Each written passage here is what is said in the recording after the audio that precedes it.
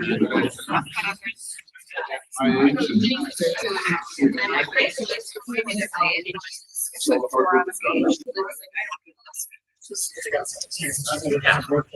name is Cindy.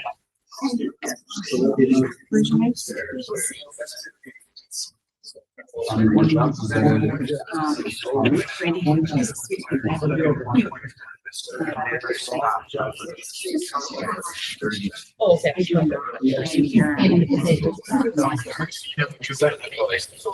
don't mind that. It's also soccer. You're able to get it too, right?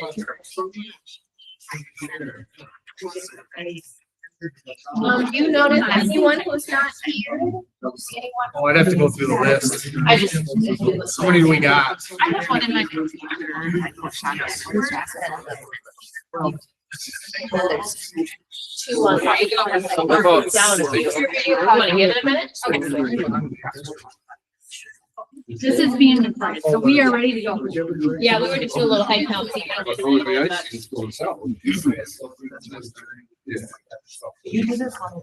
we could probably just. All right, good evening, everyone. Welcome back. Meeting number 2. Thanks for joining. We do have a couple who are online, and I'll make sure to pause and give you some space to ask questions to the two of you. So for our agenda tonight, I think I probably have to. Hey, Darcy, do you mind going one slide forward? My clicker wouldn't talk to your computer, so. So we always like to start, follow-up meetings with just an open space to have a discussion, what's been on your mind. Have you had any discussions with others? And then I put a couple specific bullet points on here, right? A video was sent out about the high school, right? And how things are going there and some reflections. So he's here live tonight. He can answer any questions if people have them. And then we just wanted people to understand that working to get everything uploaded onto the district website. Another housekeeping topic, we didn't receive any emailed questions between meetings. And when we were talking about getting ready for today, we kind of realized we didn't tell you how to send questions in, right? So the recommendation would be to send questions in to Darcy, and then we'll work to triage kind of who's the right person to answer a question. So apologies about that. Feel free to ask questions live here tonight. But if you'd prefer more of a written between meetings, that would be my recommendation. So with that, meant to be open-ended, does anybody have anything they'd like to share with the group or any questions for our high school principal since he's here tonight? We ran out of time anyway, so it worked out that you had a video. we ran a little long last time. I also think we had the enrollment report made available to them, right? Yes, and we had some copies. I don't know how many we made, Darcy, but it looks like they were going like hotcakes tonight. So that is posted on the website as well. That's Hazel Reinhardt, state demographer. Did this report for some 23. So it's starting to get a little dated, but some really relevant information in there. And you can probably cross kind of her projections with projections on enrollment from Ellers and get a feel for what's happening. Yes. The other document that's provided that says Teamworks on it, that is the document of the strategic planning that Teamworks came in and did surveys to staff and parents and students, and they kind of asked what you wanted in the district. So that information is in that document in its entirety, and that's kind of how we'll eventually get to the full strategic plan. But that's a lot of pretty relevant data from up to 2 years ago that I thought, as we're kind of thinking about things, if you're really wondering what people have been thinking over the last 2 years, it's right there. I have a question. Yeah, please. Things that I've heard from community members in regards to grades that are at the high school. How do you feel 8th grade maturity with the rest of the high schoolers? The common high school ages, do you think there's issues with that? Do you think it's okay? Do you think? Yeah, I think that's a question we get a lot, especially from parents as they're transitioning from Southwest over. There's a large concern from 8th grade parents. I would say what we do see in probably the one question I get a decent amount from eighth grade parents is their concern is upperclassmen to lower class, to the eighth and ninth graders, what's going to happen? And my comments always, the upperclassmen after link crew day really have nothing to do with the eighth and ninth graders. Like, it's just, they don't cross paths, they're not same classes. Outside of maybe purposeful interventions where we send an upperclassman to work with someone, that's not the issue. The one challenge we do see is it does seem to have some impact in terms of some of those ninth graders who are struggling seem to latch back onto the eighth graders moving into ninth grade as we start to get some of that separation of a ninth grader, right, who struggles in eighth grader maturity wise. Instead of maybe being pulled along with the rest, we start to see a flow back a little bit to the eighth grade. Eighth graders in a traditional year present about 55 to 65% of the behavior problems of the high school. And they present over the half of the, I would say, large risk attendance issues as well. And I think this year the trend is just the same. So yeah, from that standpoint, there are some definite student relations. And much like I said in the video, there's also some interesting staffing challenges because of the credit nature of an eighth grade class versus a ninth grade class. We don't give high school credit to an eighth grade, which then creates some unique staffing challenges because you put an eighth grader and a ninth grader in the room together for the same class, half are getting credit, half aren't. How do you justify that and how do you manage that? So there's some interesting sections to it. Good question. Any other questions or comments between meetings? Great. Well, we can move on. And actually, I should have put it on the agenda if you don't mind advancing the slide. Let me Oh, can you contact click from here? Darcy to see if these will work. Oh, perfect. Do you want me to? Oh, I jump was in? just gonna say another, I should have put it on the agenda probably, but there was some follow-up questions or discussion kind of on wanting more information about enrollment and in particular about students who are choosing to open enroll in and open enroll out. So the district has pulled some of that together. Yeah, so I just wanted to make sure that we were answering questions that came up. And Rich, you asked the question, where are they going in terms of enrollment? I want to hit that from kind of two lenses. One, there's a term I might actually be in Hazel's report too about natural migration. So when we have larger senior graduating classes than incoming kindergarten classes, that's going to be a natural student loss annually for as long as we can project those smaller kindergarten classes versus larger graduating seniors. So I wanted to bring this back up and note here, you see these will be our senior classes for the years to come, right? And so we're seeing classes of like 273, 250, 250, 245, and then balance that with those incoming kindergarten classes, which will be much smaller. And we talked about those kindergarten projections, smaller, less birth rates in the county. So I wanted to offset that with a couple diagrams here, and oh goodness, this is pretty small. I'm wondering, I'll just kind of speak to it, and this will be in the PDF for today as well. But what we can see here is in 2013, there was 339 students or children born in our county. Right? And that correlated to 2018-19, 248. Oh, yeah, that's bigger. There we go. It's correlated to 248 students in that 2018-19 class. So it was about 90 students less than births in the county. In 2014, 338.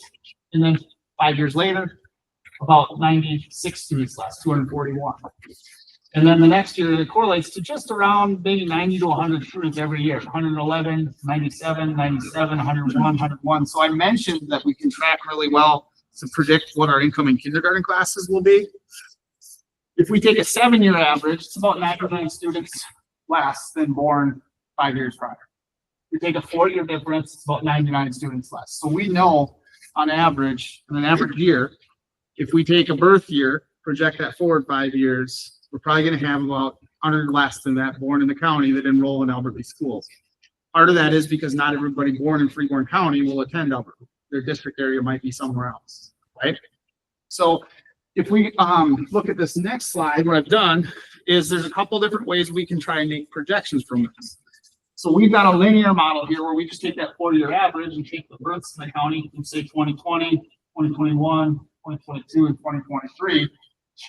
314 births in 2020, we subtract that 99 average, we got 215. In 2021, there was 309 births. So you see the birth rates just low, right? So 309 would correlate to 210, 271, just subtracting 99 each time, right? 172, right? 289, 190. So we see that those kindergarten classes are much smaller than the senior classes they're leaving our schools. So a natural loss of about 50 students a year annually. That's without our open enrollment game that we're just losing, right? So here is another way. This is the way the Ehlers model that you had will project these kindergarten classes. They take a weighted average. What they're doing is they're taking the prior year births and accounting for 1/3, and then the actual year's births 5 years later for 2/3 because of the summer birthdays. So they're just trying to pinpoint a little bit more accurately. In our district, this correlation is pretty similar, but it just works out to a percentage of about 68.88%. And so these are the numbers that you'll see on your chart: 217.2, 214, 195.4, 104.9. I think someone else asked about how do we get those kindergarten enrollment projections. That's really how they're coming up with them. So providing that data, we're seeing larger senior classes, smaller incoming kindergarten classes. And if I click, and I want to be brief so we can get to your discussion here more today. If I go back to this, what you can see though, 2030, we start to see this 201. We might have a light at the end of the tunnel once these middle school students get through. There's a bubble, right? But we can't cut for 7, 8 years, right? We can't take these significant cuts for 7 years. That's why we're having these discussions. Is to eat us up. We won't have the ability to get there. So we got to really work on a plan here of how we're going to evolve in the next few years, right? And then let's be honest. Think about how many fewer students we might have at that point, and we're running 7 buildings makes sense to that, right? So what do we want to do as a district to remedy this enrollment? So that was one aspect. And so then the other part of the question is, where are they going? Well, I had our Mars coordinator who handles all of our enrollment for the district gather from some relevant data from this year. The data set was a little bit bigger from the last couple of years. We can go deeper if we want, but this gives us a good picture.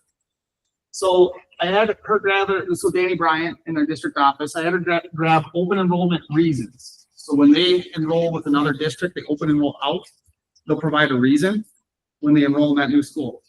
So what we've got broken down to, smaller class sizes or smaller districts, right? So they kind of group together one category. Family work connection, already attending, but the family moved here, so they're just going to keep enrolling there. So they're truly open enroll for that former district.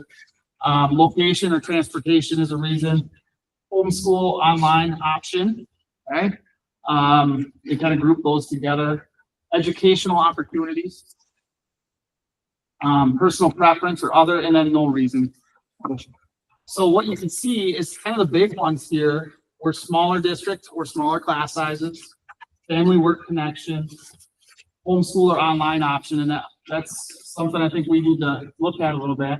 And then here's the list of the schools that they're going to, and it's pretty broad. But you see Alden, Austin, Blooming Prairie, there's a lot. Okay. That might be something to do with our enrollment map of where people might reside, and they might be on the fringe, right? Brooklyn Center, or yeah, that might be like an online school. Minnesota Virtual Academy, Richland, Owatonna, Princeton, I think is an online academy. USC and Worthington has an online academy. Okay. So then in the contrary, I had Danny put the same reasons together for open enrollment in. So we can really look at this objectively and think about what reasons are bringing people here when they choose to open enroll into our district. So smaller district and smaller class sizes. We know that that's not us. For most of our surrounding schools, they're going to be smaller districts. Probably have smaller class sizes, right? Family work connection is a big one. Maybe mom or dad work in the district to bring in their son or daughter in with them. Already attending here, and then their family moved out, so they're just staying with the district. Yeah, where are you jumping, Jack? Location, transportation. Kind of bottom right. There you Location transportation is a few of them, but, you notice that there's no online option here, right? Educational opportunities. This is one I think we all want to see be a big spike, right? And then personal preference or no reason listed. And here's where we're getting them from: Alden, Austin, Glenville, New Richland. We actually have a St. Paul and the USC. So we thought this was good information for y'all to process, right? And hopefully answering the questions that came up. You know, if I didn't know, I wanted to make sure we gathered it and brought it forward for you to chew on a little bit. And then the last thing that we talked a little bit about, we had Christy speak about some of the challenges in offering special ed programming in our district. And we've got a large special education student count. And I think the reason I want to put this up here is twofold. One, it's a cost, but I want us to notice that this graph is showing cross subsidy in comparative schools. And I picked some of the schools we identified, right? So what I've got here is Fairmont, Faribault, which school is this one? I can't Does quite. that say Alden? I don't know, Alden, Marshall, Red Wing, St. Peter, Wilmer, and went on. Okay, and so the point of this graph is we've got per student our special ed cross subsidy, and we can do total special ed cross subsidy, but really to compare different size districts, it's nice to go per ADM per student. And we're really close in here with the group, right? So the group average would be this column. We're right about there. So most districts are facing a special ed cross subsidy, meaning that we only get X number of dollars in special ed aid from the state, and we have to use general fund dollars to subsidize the special ed programming that we have. And so it's not unrealistic to have that dilemma, right? Most districts have an amount of cross subsidies that they're putting towards special education. So the point is twofold. One, it's expensive, but as we see our student count increasing in special education, and I think this is part of the conversation here, is I think we're trying to remember who we serve and what we prioritize as a district, right? So as we're trying to make decisions about facilities as a group, remember that's a big chunk of our, right? So if we just think about 3,000 students, and we say we have 800 student count in special services, we should be really reflecting on, are these buildings in our plan going to meet the needs of those students as well, right? So trying to think about it from the financial side, but also student needs that we have and, you know, how we can use our buildings best. All right. I think that's- Real quick, so the open enrolled in, it looked like there's 33. I didn't get a chance to count how many were going out there. Do you know of it? So this is this year's count to Yeah. date. Okay, so this will change over the year, right? So in 19, yeah, 33 there. I thought it was like 50 some. I have to double check.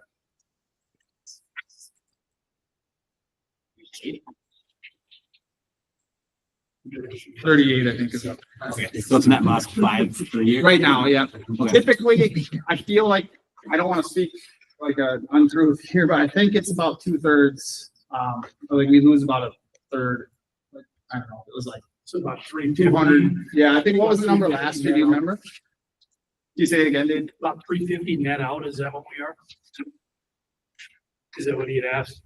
Somewhere in there. Yeah, like how are we? I mentioned we lose this game. I think it's like 300 out, you know, 150, 100, 200 in typically. We can look that up too. It's good data. We brought it up at a board meeting, in a study session a year ago or so. So. Does the group have any questions about this information? On page 7, it does have the in and out up to 22, 23 school year. A couple years ago, but Was it a Hazel study? Yeah. There's a lot of information in Hazel study, so it's very riveting read, but there's good data in there for sure. any other questions on that before we, another follow-up information you all had asked, or that we kind of ended our meeting on was, you know, can we do some comparing the peer districts? So we kind of shouted out a few, and then we met with the administration between meetings, and I would say rounded it out with a few others suggested. And just to get you thinking as I go through this quick, We're then gonna do a activity in groups at the end of this and try to decide like what 4 districts are like actually good comps for us. That we might dive a little bit deeper into as case studies. So I'll kind of go through the districts that we chose to pull data for. So they're all up on this list. And many of them you all suggested, and then a few of them are obviously, you know, either nearby or in your conference or similar sized school districts. So what we've done, I'll bring up the first one kind of as a kickoff. So what we have is of course, the name of the district. And then the next 2 bullet points are information about their facility. Actually, the next 3 bullet points are kind of information about their facilities. So here at Alden Conger, they have just over 100,000 square feet. It is one facility. They kind of have the programming separated by grade level bands, but it's one building. And its age is 39.8 years. And then down here is their MDE reported enrollment data from last year. So you can see this is their district number, and then kind of by grade level. So it's early childhood, voluntary pre-K, kindergarten half day, and then these are kind of their class sizes. So you can see they have kindergarten of 31, first grade of 32, second grade of 33, third grade of 28, so on and so forth. And their graduating class of 12th graders right now is 21. So they're a district of just under 404 students, at least as of 2024. And then when we knew of kind of a recent, I don't know, facilities big shakeup or something, we included it. So there's a couple examples I'll go through that I'll put that out of. So Byron is the next one. I'll just kind of cut. So Byron is 23-27 for students. And you can see they are, I don't know what a demographer would say about them, but you know, their graduating class of 158 is actually pretty similar to their kindergarten class of 160, right? They've got a little bit of higher grade levels in the middle, but you know, they look kind of balanced right now, at least a snapshot in time. They have 539,000 square feet, and the average age is 30 years. They had done a big building project 2015-ish, somewhere in that time frame. So they have a primary school that's grades K through 2, an intermediate school that's grades 3 through 5, a middle school that's 6-8, and a high school that's 9-12. I don't know if it's always been that way. Maybe somebody knows more about the history of Byron, but we went kind of district by district and just studied their buildings, you know, information available at the MDE and their website. So 2 elementary buildings, but serving different grade level bands. Faribault has 868,000 square feet. Average age is 43.3 years. They have just over 3,000 students, so it's 3060. Their 12th grade class is 289, basically 290, and their incoming kindergarten class is 204. So those are not terribly different from some of your statistics, right? They have an early learning building, 2 elementary schools, a middle school, and a high school. And in the last 5 years, they converted what was an elementary school to an early learning building due to enrollment decline. So Roosevelt used to be an elementary school, and now it's an early learning building. Fairmont next, they're just in alphabetical order. That's the only, there's no other rhyme or reason. Fairmont, so they're at 492,000 square feet, average age of 48.7 years. So that's closer to the average age of your buildings. And they have an early childhood through 6th grade building, and they call it the middle high school, so a 712. They have 1790 for students. Their 12th grade class is 148, and their incoming kindergarten is 111.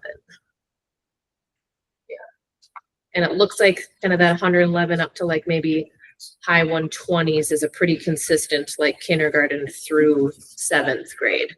So in general, it appears that they're in a decline. Jordan. So they've also done some recent building projects. So their building age is a little bit lower at 33.8 years, 428,000 square feet. They have a elementary, middle school, and high school. It appeared to be pretty typical grade configurations. They have 1818 for total student count. Their 12th grade class, 178, and their incoming kindergarten, or at that time, was 118. And it looked like I don't know what's happening over here, but it looked like their 12th grade class at 178. And then they have an 11th grade blip of 118. and then like back up to 170, 173. So I just wanted to disclose, we took this just straight off the Department of Ed website. So could be like a clerical error or something, right? That seemed odd to me, but. Castle Manorville, 565,000 square feet. They have done a big building project, so their average age is pretty low at 26.5 years. And they have a 3 building configuration. So there's a K through 4 building, a middle school that's a 5-8, and a high school that's 9-12. Just under 2,200 students, graduating class of 155, and an incoming kindergarten of 155. So looks pretty stable to me. Marshall was next, 660,000 square feet, average age 32.6. They have 2 elementary schools, and the way it was shown on their website, I'm not as familiar with them, was early childhood through 1st grade and a 2nd through 4th grade. And it looked like they might, I think, share a principal from what I could tell. And then there's a middle school that's 5-8 and a high school that's 9-12. They have like 2,550 total students. 12th grade class is 231 kids. Kindergarten is 180. So they also appeared to me to be in a kind of a structural decline. Oh, and I should have mentioned a long time ago, these are the MDE maps that locate all the buildings. It's a little bit too probably small for you all to read on here, but when you get it sent out, you can see. So the blue line is the geographic area of the district, the attendance areas. And then the buildings are always located with these like dots. And then you can kind of see on these maps, they list districts that have contiguous borders. So if this talks about Red Wings contiguous districts, obviously Wisconsin is not really reflected. So Red Wing has 741,000 square feet, average age of 42.6 years. So they reflect that they have a kind of an early childhood center. They have 2 elementary schools, a K1 and a 2-4, a middle school that's 5 through 7, and a high school that's 8-12. They have 2,411 students, graduating class of 207, incoming class of 162. Again, also appeared to be in a decline. St. Peter, this is one of the ones we added as a suggestion to you all. 543,000, average age of 38.4 years. They did build a new high school not long ago, so I think that pulled their average age down. They have 2 elementary schools. There's a K1, 2-4, and a middle school and a high school. 2,073 total students. Looks like graduating class at that time was 192, and kindergarten's 137. So again, appears that kind of on that same decline trend line. Waseca, a little smaller, but I think you all had brought it up last meeting. Just over 500,000 square feet, average age is 56 years. And I should say that average age can be misleading because it really just talks to the, the true age of the building. It doesn't reflect reinvestments at all, right? So that doesn't, you don't really get to reset the age of the building in the MDE's eyes, like if you did a huge remodel, right? So Waseca did a big remodel, but didn't change their average age at all. Okay, so they have a K3 elementary school, and then they call it the intermediate. That's a grades 4 through 6. And then their junior, senior high school is 7-12. What does that say? 1,669 total students. So their graduating class, I don't know, it again looked like maybe a little bit of a blip. It was at just under 130, but then if you look at 10th and 11th grade, it was 172 and 160. So it looks like they have kind of a small 12th grade class last year. An incoming kindergarten is 104, and that looked like it had been kind of common for the last few years, right? 94, 97, 107. Just a couple more. Wilmer. So Wilmer has a little bit less than 1 million square feet, 967, average age of 43. They have 3 elementary schools, a middle school, and a high school, and then they have a couple other buildings that are serving other needs. That's probably true of several of the other comparisons, but they were very explicit about that on their website. 4,039 students. They graduated 12th grade was reported at 283.9, so 284. And kindergarten was at 307. So they looked like they had a higher kindergarten class than their exiting 12th grade. And it looked like it was pretty consistent. Actually, if anything, at ninth grade, they had 370. So really big ninth grade class. Winona. So Winona, 760,000 square feet. They've got some of the older school buildings in the state. So average age is 52 years. They have 3 elementary schools, so they have good. I just wanted to detail this one out a little bit because it was a comparison we talked about last meeting. So they have 3 elementary schools, a middle school that's a 5-8 and a high school that's a 12. And as a result of their declining enrollment, they closed and sold.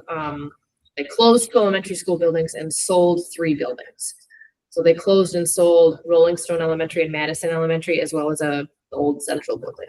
And that was around 2018 is when they went through most of that. And then Worthington. Sorry, I don't know why the controls are blocking this one. I must have done something. Get it over here. So Worthington, just over 800,000 square feet. Average age is 29 years. So very recently, like a few years ago, they are continuing to experience growth. So they opened the intermediate. So they used to be a K4 elementary. And a 5-8 middle school, and they opened the intermediate school, a new building. So now they have a K2 and a 3-5 to serve elementary needs. And now the middle school is a 6-8 and the high school is 9-12. So they kind of changed their configuration in the past few years. And I'm sorry, I can't really read because of the controls. I'll have to get back to you, but I believe 12 says 263 and kindergarten is 308. So they've been in generally in a high pace of enrollment increase over the past few years, and that is projected to continue. So would love to go back and talk about any of them if people have questions or further information. We a little bit had to guess at kind of what information you would want, right? So we've got a little bit about facilities, a little bit about building configuration, a little bit about enrollment. And then for the ones that we kind of knew a recent major story, we included that. Does anybody have any questions or reflections from that? I'll force you to get talking when we get in small groups. I just noticed a lot of the other districts do, like the K2, 3-5, separate them by grades, where we have, every building has K5.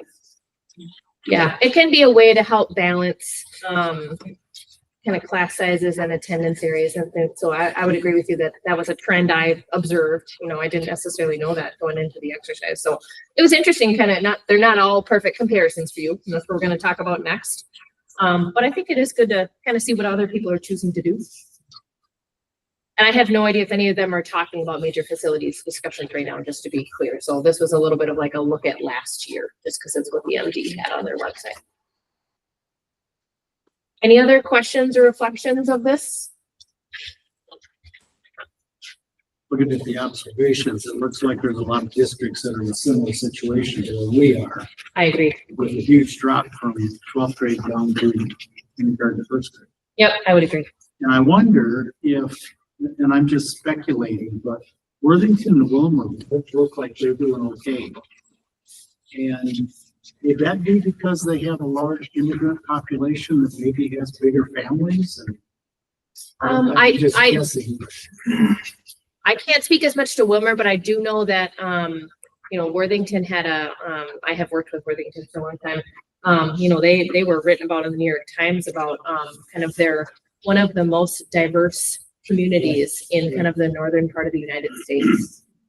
They do have a huge, particularly Hispanic population. They have like 60 languages there when I was in the legislature. Yeah, yep. So they are an incredibly diverse place, and they've been experiencing a lot of growth related to the industry in town. And I think Wilmer would be similar. Would it be? Okay. They do a lot of turkey processing. Sure, I could believe that. JBS recruits families. So they don't just recruit the workers, they recruit the entire family. And they really help them to stay. So this is nice. Yeah, and Worthington had been trying to get a new high school for years. I think they failed that referendum 5 or 6 times and then reevaluated and went for the intermediate school and an expansion to the high school. And that Any other reflections or questions? Otherwise, I think I'll have you, I'm just looking at my clock here. I think I will have you, how many do we have total? We have access to the slides to look at them too. They got posted on the website, right? They are. Or they will be posted on the website? I did, You want to share it with everyone? share 'em. Yeah. I'll do Sure. that. Yeah, We'll okay. get with the device, otherwise we can.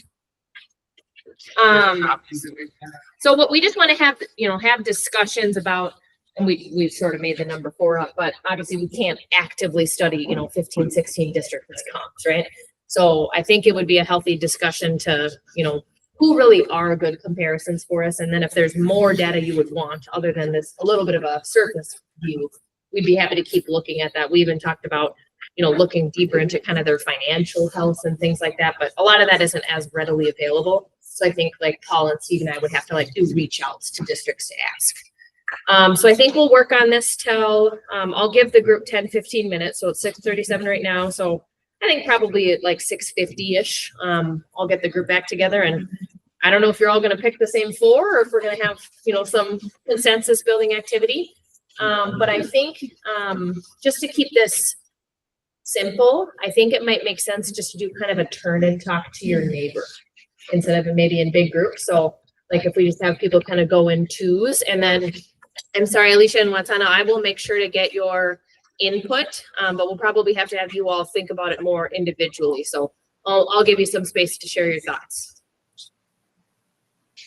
All right, and I can walk around and share information. I'll bring a copy of the slide deck with me if anybody wants to look at it too. Do you have a slide that you can go back to that listed the different?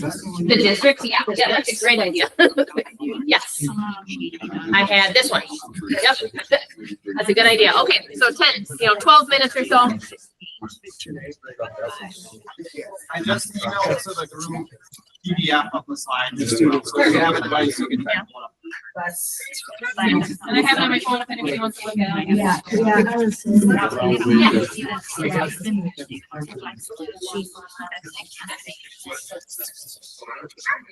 that would be that. I like this. That might be more complicated enough. So, Tried to like one ever.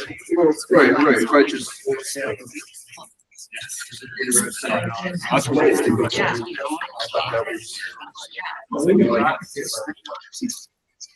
overall size wise.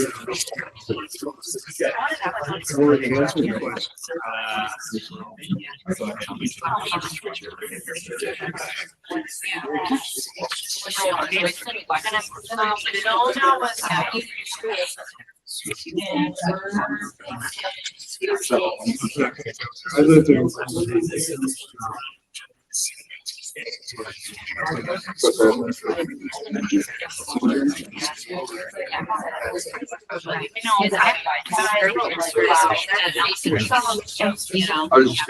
I had to work there.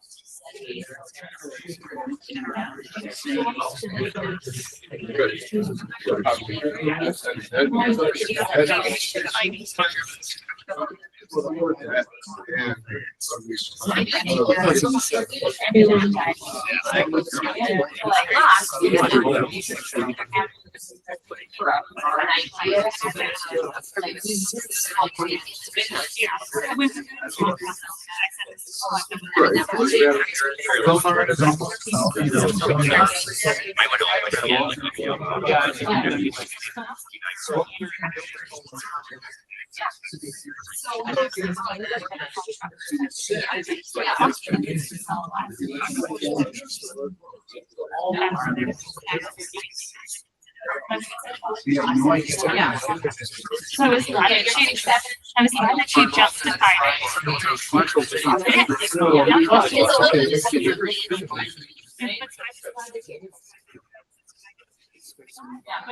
If you're fair for it.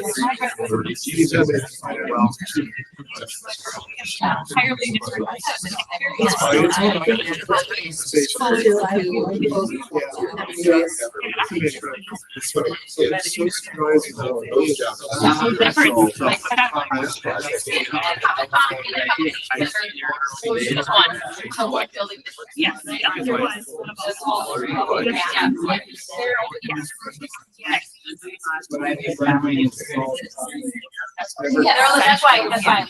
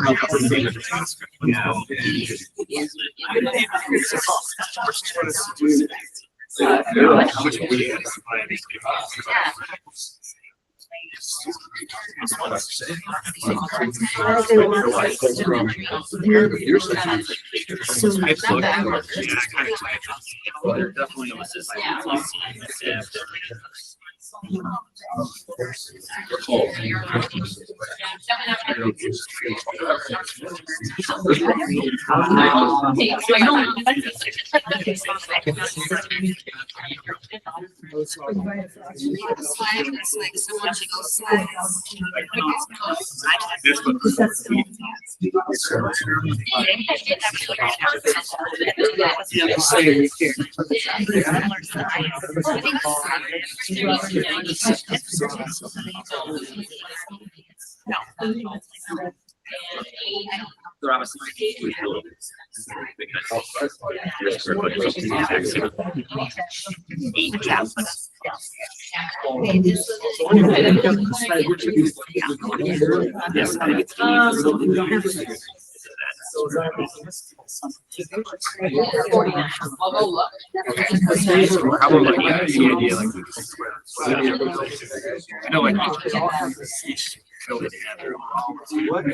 It's on my computer. Let me grab it.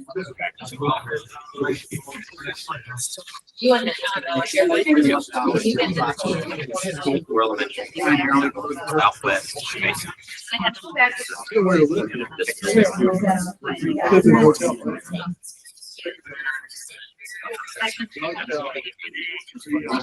yeah, what's going on? 802,000. Yeah. Wanted to get some. Maybe I'll write that on the whiteboard for people. Which I never actually like that.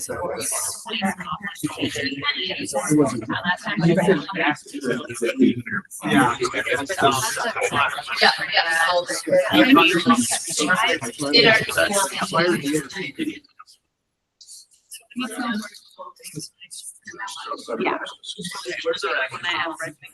I think it's 49. I believe it's 49. And then you put it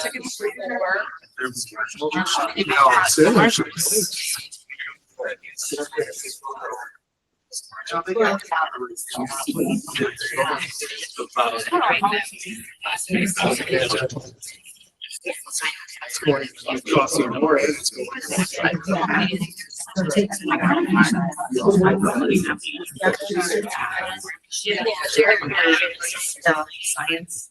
Coming back, circle back.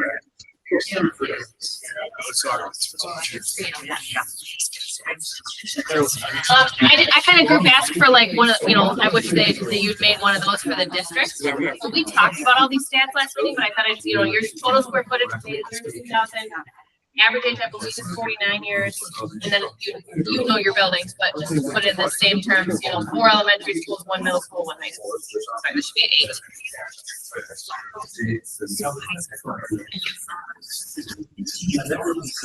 And I'll give you like 3 more minutes.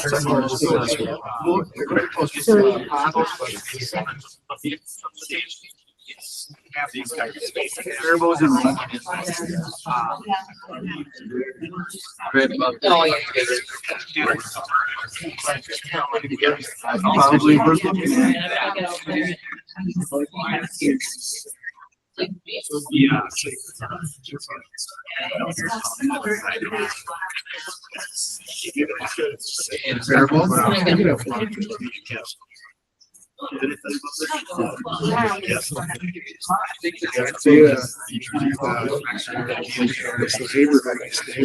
Yeah.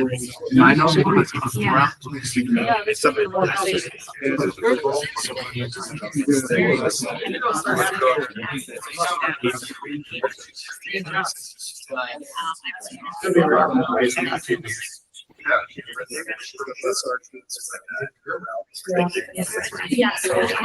So do we got?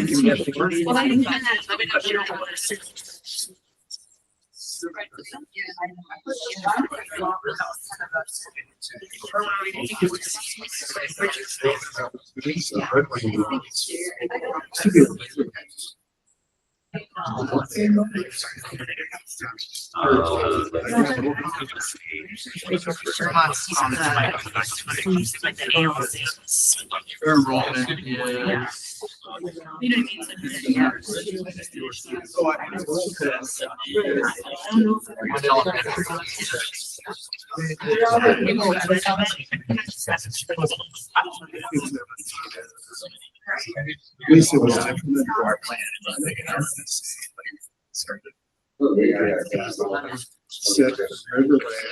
All right, I'm gathering that some people are getting ready, so maybe I'll give it a 1-minute warning. Sounds like they need.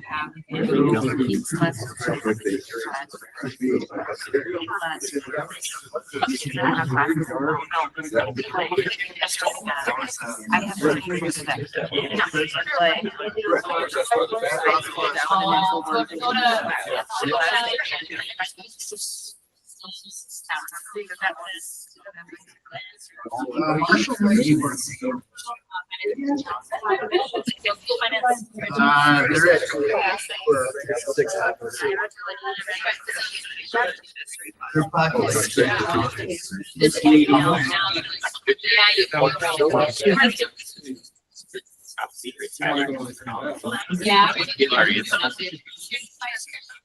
All right, I think I'm gonna do this in just tally mark and just see if there's trends. If there's strong trends, we probably don't have to talk about it very much, and if there's votes all across the board, then we probably have to do a little advocacy. So I think just to be linear, I'm gonna start here and kind of shake my way around. So this first group here, were you able to make a recommendation of which 4? We were. We would have Marshall, Red Wing, Fairbolt, Red Wing, Faribault, and Winona. Wonderful. Starting to go first. What about next? Ditto. Ditto? All right. What about this next? I think the three of you were kind of together, right? Oh, kind of, okay. What did you all have? The same. Oh, literally. Okay. I thought we were making a ditto joke again. What about you all? Marketing. Okay, what about coming down the corner? Getting like silly. What about you all over there? Nice. Look at that. You provide smart people with good data and they come to similar conclusions. Same. We're also the same. Uh-oh, now it's up to our online people. Did they put anything in the chat? I didn't look. Faribault and Red Wing. So 2 votes for Faribault and Red Wing again.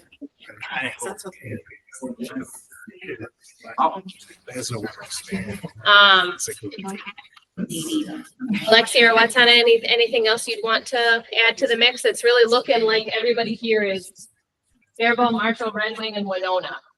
So since there's consistency there, I think it'd be interesting just to have you, anyone verbalize like what stuck out to those for you, right? Just so that we could explain from a process perspective later why we chose to look at that deeper. What are just some criteria? Maybe just call it Decline in enrollment, decline, okay? Faribault similar size. Similar size. Are there any other criteria? Winona had the close buildings. Yep. Yes. Comparison, yep. Yeah, they use. I have Oh, go ahead, I have a please. question. Yes, Was Worthington on anyone's list? doesn't look like it, no. Do you have No. Okay. advocacy for Worthington? Well, I came from a school district in Illinois that had a similar situation with Worthington. That's just why I asked if anyone had that on their list. I like the structure that they had. We've only seen it for 1 year before moving back to Minnesota. And I would say that the structure I thought was in line with the declining. The budget wise, I felt the structure was really cohesive. Sure. The only question I would have was, what was the busing situation? So if you kind of think about the way Worthington was set, I felt like that was a good cohesive way of looking at the structure. Yeah, I'm a little out of my Just a thought. Yeah, I was gonna say, I might ask for Paul or Steve's help on this, but I think it's fair to say that probably transportation costs go up the more you do like a K2, 3, 5. It'd be hard to imagine how I don't know, maybe that's not universally true, but obviously the class size balancing helps Yeah. a lot on the general education. I think my response would be that obviously you're going to be putting more miles on, it, right? Yeah. Cross all the way across. I suppose your Mountain routing States. matters a lot too, though, right? And maybe So- there's inefficiencies with routing today that's, yeah. So it'd be another discussion, I think, as we look at a different model of what other secondary impacts would we have. So what's on to your point, busing would be a good question, but there might be some other impacts that we need to look at as well. So, Yeah, we have a few quirks like transportation wise. So they'll pick up kids, they'll drop kids off on their way to the bus hub. Ultimately, a lot of our buses wind up at the bus hub to pick up middle school kids and take them back out. So, yeah, Kind of a there's some two-tier added system. miles, but Yeah. yeah, it's kind of a two-tiered system. Ultimately, a lot of our buses drive the entire district. Sure. So we just have to look at it. in how our hub works, and we could bring our transportation provider in on the conversation, to help with those conversations. I think the current hub is more for, families that live in the country, bring them in and then they disperse out to their, so Sure. currently it's not a true two-tiered system, but kind of a modified. Sure, that makes sense. Yeah, just bring another perspective from another school district that I have witnessed. And seeing now Austin, and then also now seeing Albert Lee, how things are kind of strung out, and like, you know, we're all in the same boat really with the declining situation. Yeah, yep. And budgeting. Situations of a couple of these, but yeah, I would say there's definitely a trend observable. What else did you want to talk about when you were picking these four? Any other major themes or emerge that we want to throw into the mix? Otherwise, I would ask, is there any other information, or do you have examples of other information that would be helpful? I think we were talking that it might be nice even to go kind of speak to some of those district administrators and hear kind of where they're at currently and what they're pondering. So I would imagine more on like the budget side, we can have conversations, but is there any other information you'd want? Your building sizes, like just thinking how Fairville's able to operate with 2 elementary schools and there's similar. Kind of like enrollment by building and as Like opposed square to- footage of a building, you know, Okay. how can you really get so many kids? I think it might be good to look at enrollment by building too, just Yeah, because this yeah, was yeah, like yeah. global, like all kindergartners, but yeah. Sure, can do that. By building. Maybe some budget info. Anything else? That's another thing we're doing now, is. Say that again. Albert Lee's numbers on? Yes, and yeah, so if you have 802,000 square feet, average age is 49, and then you know your building configuration, right? But you have 4 elementaries, K-5. Yes. Yep. Yep. Thank you. Maybe there's special ed programming and like, How it's distributed in buildings or something. yeah, like or that. do they have all the levels Sure. Maybe like we have? the amount of space that their special ed programming is taking up. Yeah, usually when we ask that, people will be able to kind of tell it back to us in like a number of classrooms used. Like probably not square footage, but they could say like, oh yeah, that building has 4 rooms of that, right? Which is a fair, Yeah. you can measure things in classrooms too.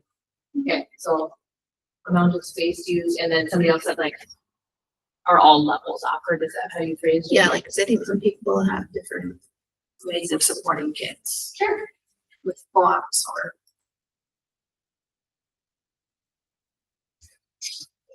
Yeah, I think that all seems pretty achievable to You can talk EL. feel. Same. And then it'd be interesting to hear about kind of how they see their demographic or enrollment trends kind of in their own words, right? This was us observing it, but we could have a conversation about that.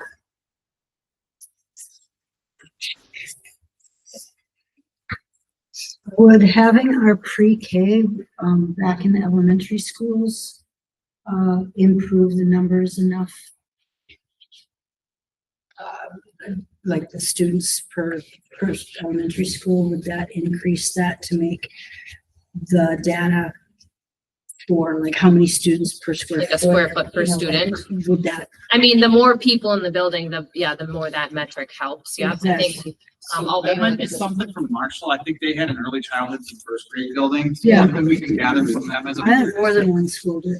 Yeah. The pre-K. and Yeah, there was a the- couple, and then some of it maybe looked like it was like in a building like Brookside, where it was kind of a combo, or the childhood, community ed, district office, but. Okay.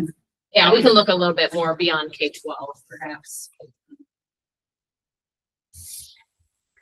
Yeah, I think some human conversations would be easier to dive into that instead of just going on the MD website. Awesome. Well, we did want to leave. Can I ask you, just, we've got very unique perspectives from the group.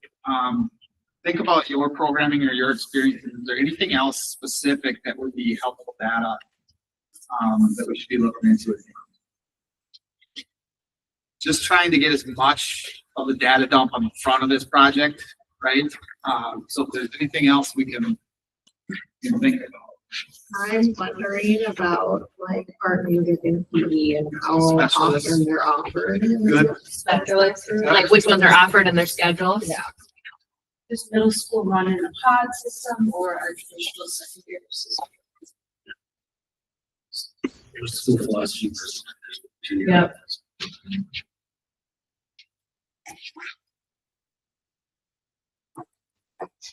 Or ALC, maybe if they have an ALC program. Yeah, that was tough to figure out on websites and MD, so we'll have to do some asking, yeah. One thing about ALCs typically, is that they're a lot of times housed in like community centers. Right. And so, sometimes they're not utilizing. Yeah, and some districts do participate in co-ops for that kind of thing too, right? So it's not quite as easy to, that makes sense. And if anybody thinks of anything, we can add to this in the rest of the meeting. And like I said, you can feel free to email things in. And we'll kind of endeavor to get as much of this as we can for the next meeting, right? To refresh my memory, did any of these that we did their was their middle schools separate, or were they some of them in the high school? Let's go through. See if they run a dual system. So Faribault is separate. They had kind of a 6, 8, 9, 12. And what's next? Marshall.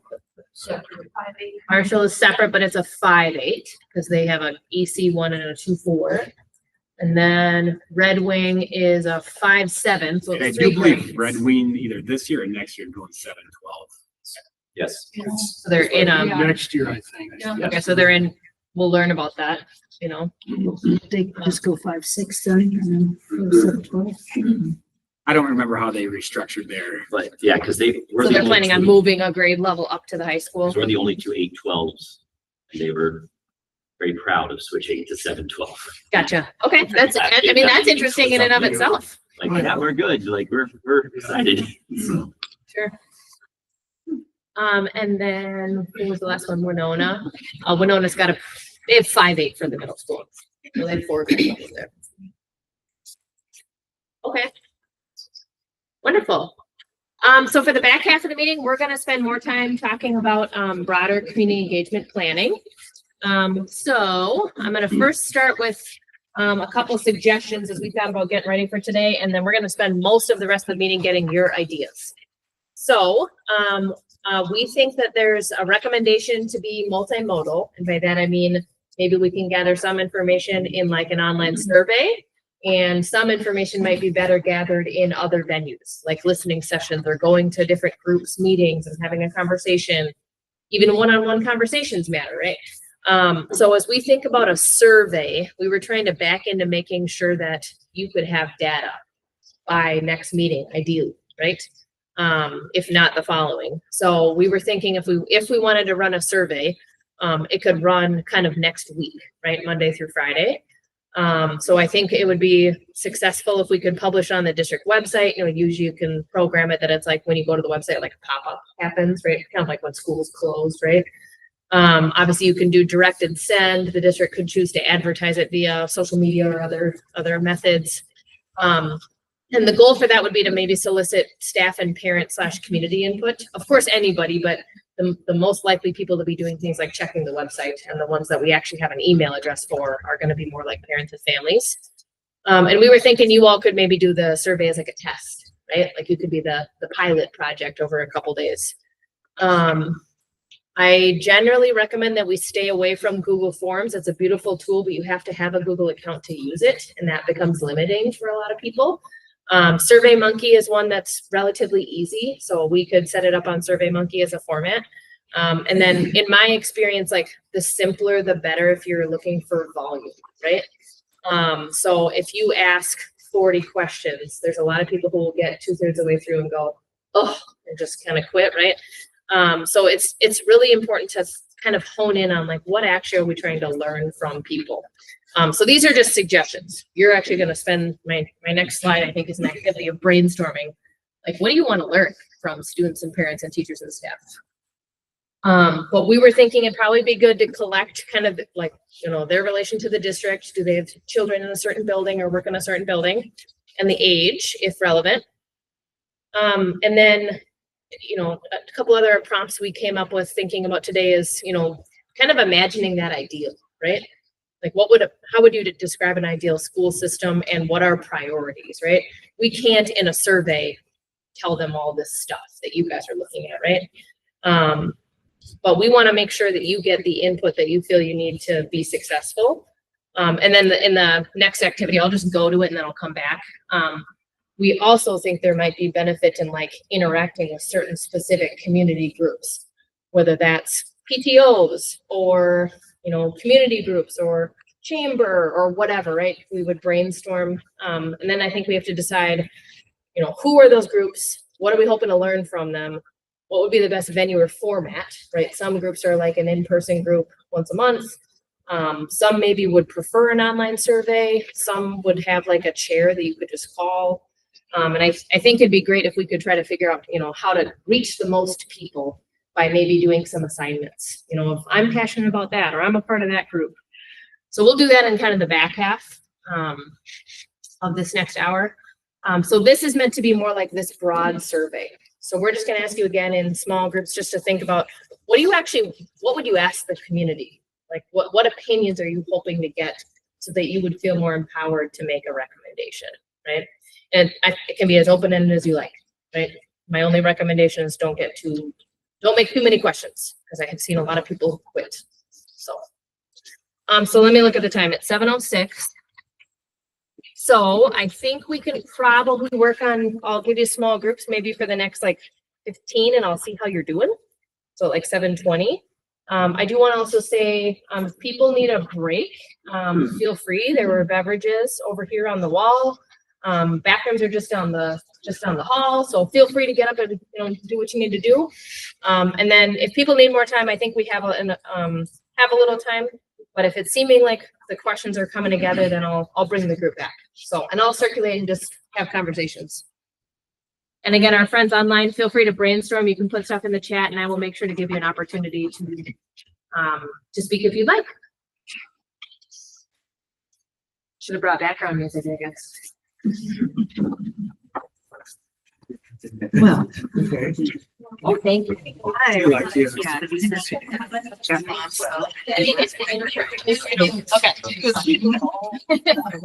realized this. I guess, just, So. I don't know how I can see it. Close to seven.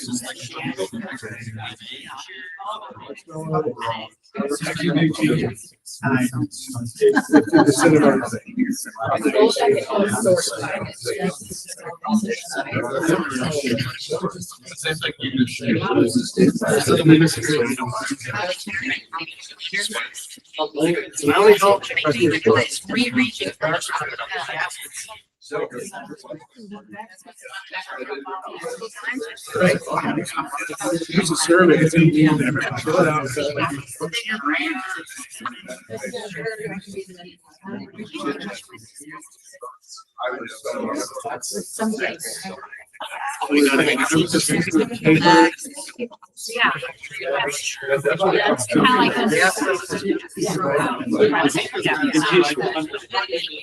It actually.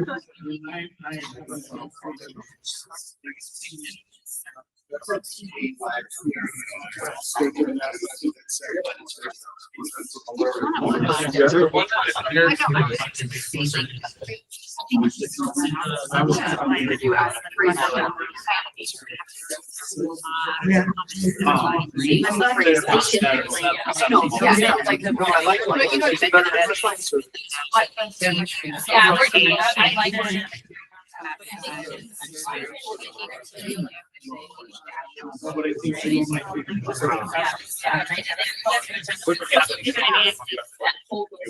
I would appreciate this.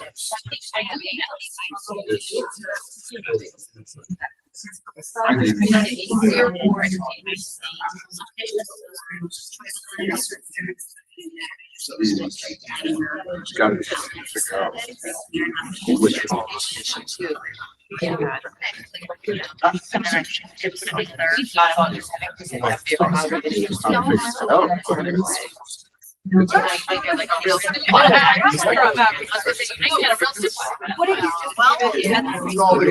I would have had over and then they have to go to Options or choices. choices. Yeah. How would you? Have we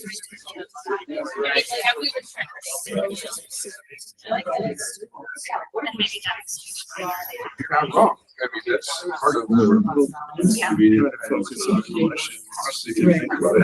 I don't know. Yeah, that's kind of a, one of the processes. I voted like more like this.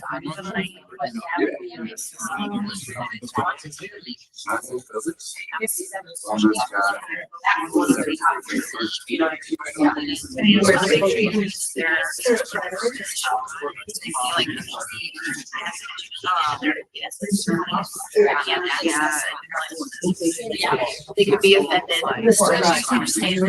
Hypothetically, depending how we want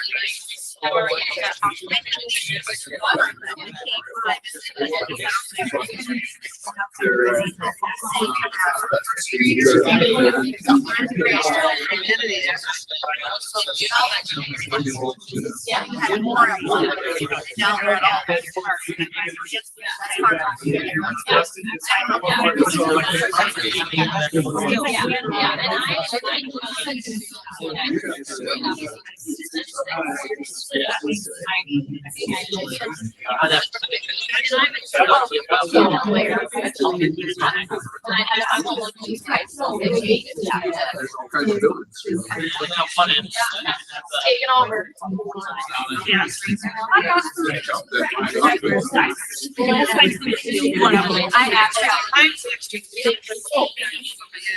Yeah, started at like 9. I thought you were saying yes. No, I was on the road to see my neighbor's property. That really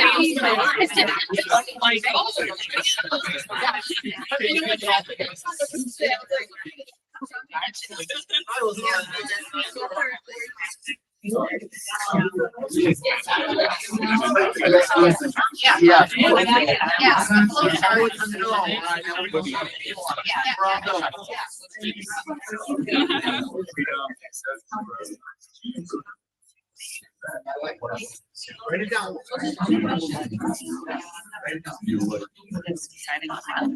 Same. I am a little bit, just because in a group, it's rare to get. You know what I mean? Right? Yeah.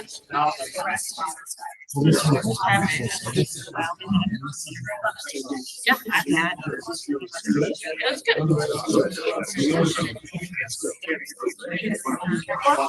you know why Red Wing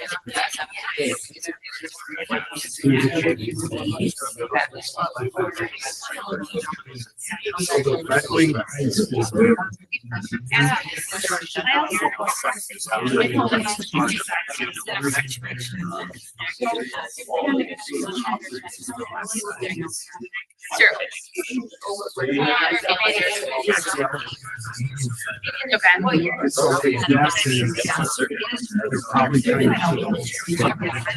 Yeah. Set themselves up for divestiture.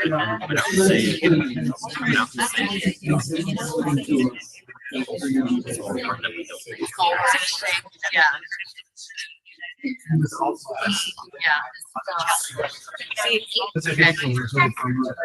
Sure, if he's a hometowner.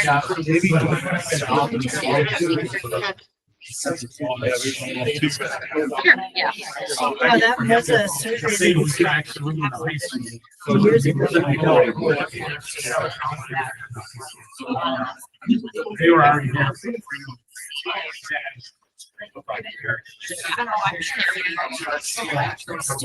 Yeah. Do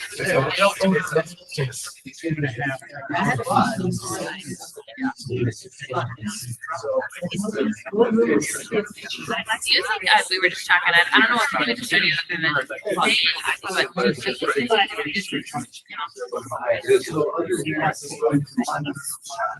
it's kind of like the trend looked like maybe they used to. I think That's what it's secret cat, but I was like, oh, look, there's someone else their size that has both. Yeah.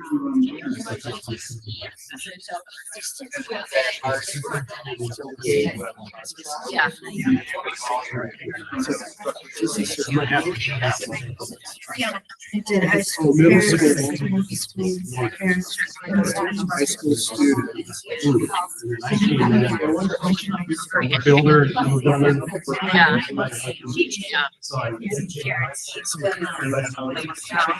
Yeah. It's just. We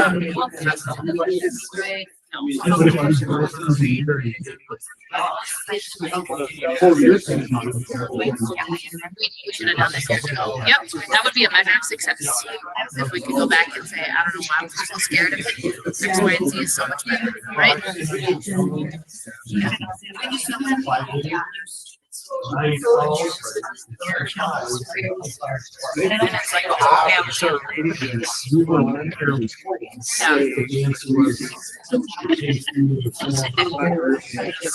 Yep, the intermediate, yep.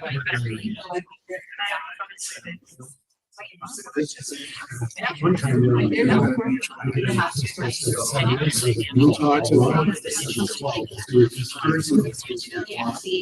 Yeah. Yeah. What was the total enrollment? When I was there. They're in the pack. They're in the pack. Yeah. No, I get you. I understand. Yep. And everyone on the list kind of makes sense. They're on the list.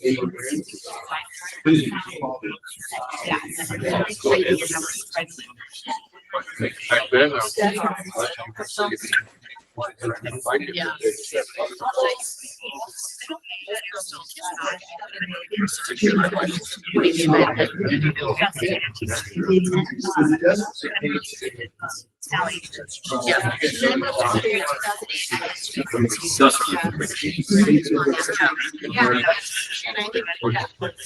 Yep.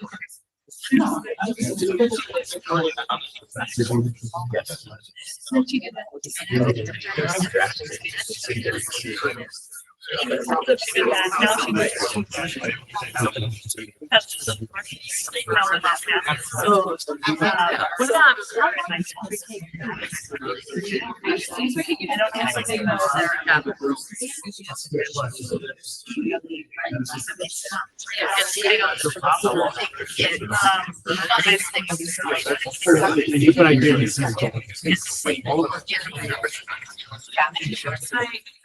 Yeah. Yeah.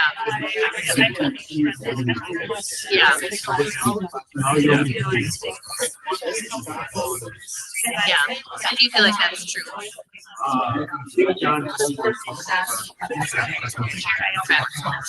So they kind of have to move together, but take apart. Then now you're busting. Yeah. This kind of goes back to.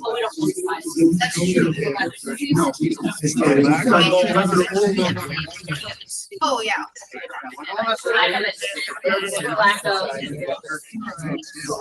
So.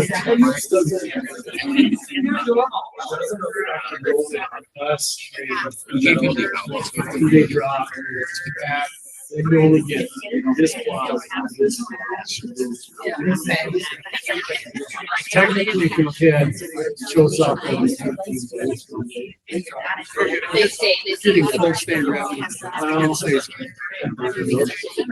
They adjust on the adjust, but you'd have to have someone. Ultimately, the next school board. The school board.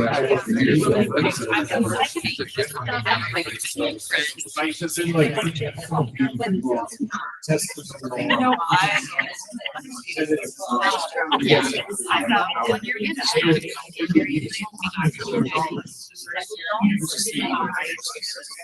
Yeah. It's coming and staying.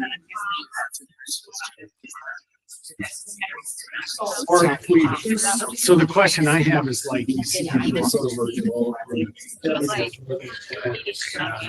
I think.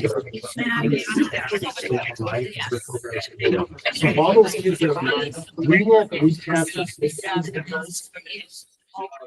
If we explain.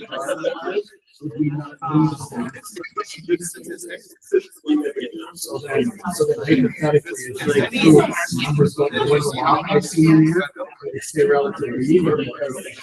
yeah, family behavior is not even. You're gonna have to convert it, you're not gonna do it. But I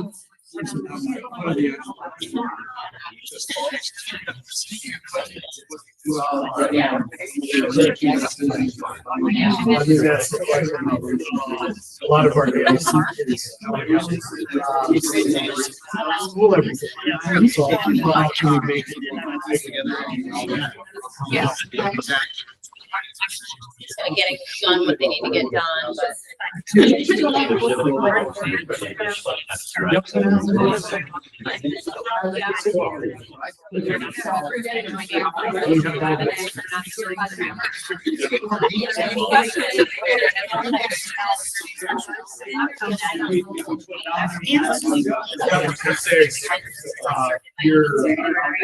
Your teacher has to check off your boss and stuff.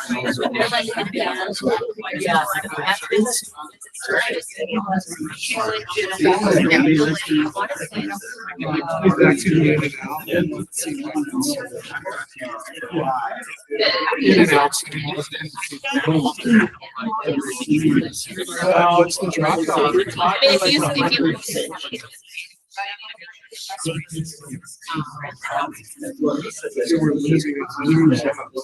I wrote those, and I think the numbers here, maybe was like a function, like it said like 7, right? And it might have been like Somebody else have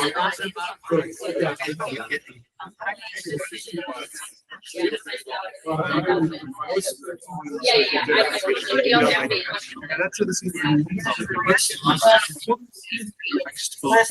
Yeah, yeah. Just take the longer time.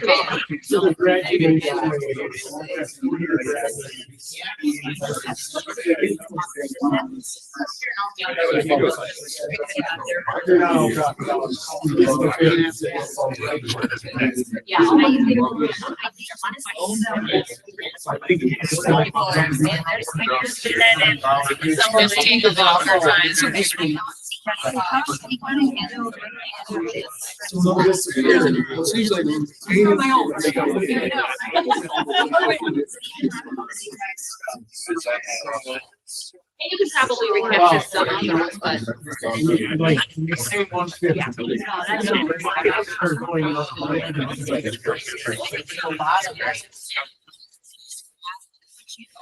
Any improvement in the 350 going out. So that if we can do things, you're gonna go say, maybe. Oh, sure. It's okay. No program. Well, then, so now you've got. So, 350 out, it's not. I think that's what I think it's not.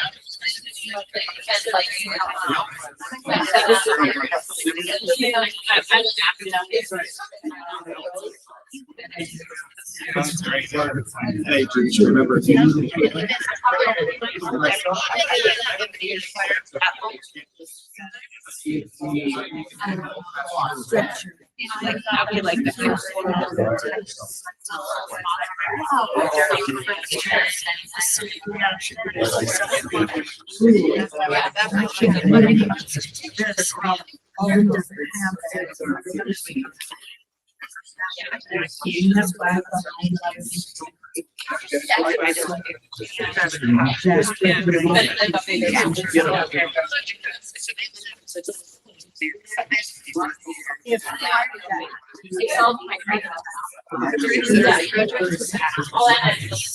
Somebody else asked me to add open enrollment stats.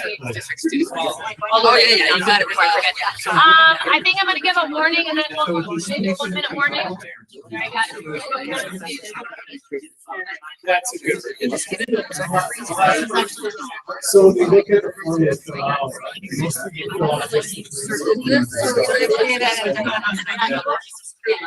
the top.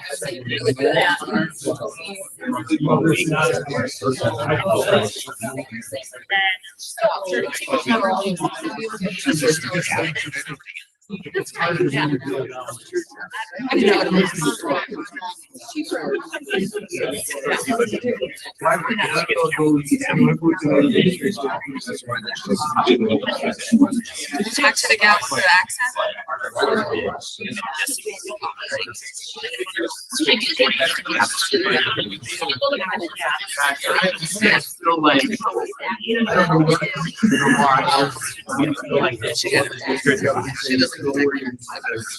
She used to live here.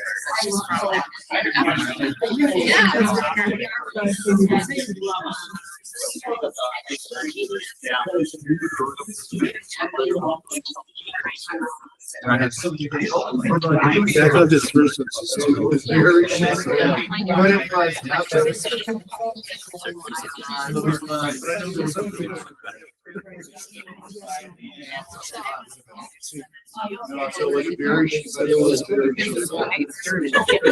But I was saying, I was the first freshman. I'm pretty sure you can pick districts to compare against.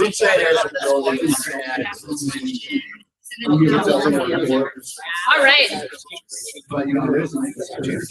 mix it up, I think I'm gonna start in the middle. So again, we'll just kind of take major themes, obviously wordsmithing of exact questions and stuff.